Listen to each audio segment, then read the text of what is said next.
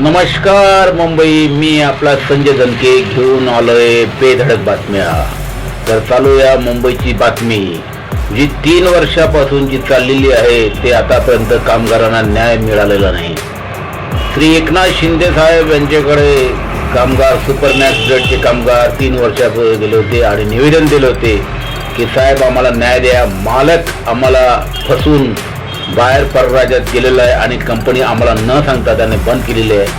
आमचे हिशोब, आमचं ग्रॅज्युटी, बोनस, हाफ पीएल त्याने दिलेलं नाही, तरी आपण जातीने लक्ष घालून आमच्याकडे लक्ष द्यावं.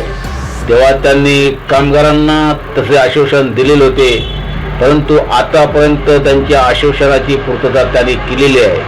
त्यांनी कित्येक वेळा कामगार आयुक्त, लेबर कमिशनर यांच्यासोबत मिटिंगा घेतल्या, मालकासोबत मिटिंगा घेतल्या, परंतु काही त्याची तडजोड निघालेली नाही आणि शेवटी ही सुपरमॅक्स ब्लेड कंपनी मुंबईची NCLT मध्ये गेलेली आहे.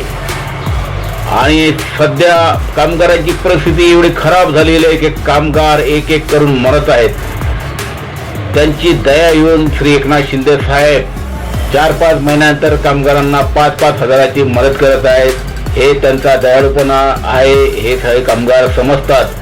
परंतु ठोस असा निर्णय त्यांनी मालकाकडून घेतलेला नाही की कामगारांची तुम्ही देणी द्यावाच लागेल, कारण कामगारांनी तुमच्याकडे सर्व्हिस केलेली आहे, आपला मेहनत दिलेली आहे, तुमच्या कंपनीला पुढे नेलेलं आहे.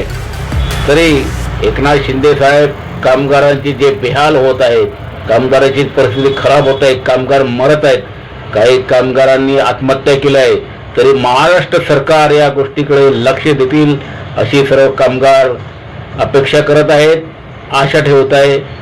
धन्यवाद. मी आपला संजय दनके, बेधडक बातम्या, मुंबई.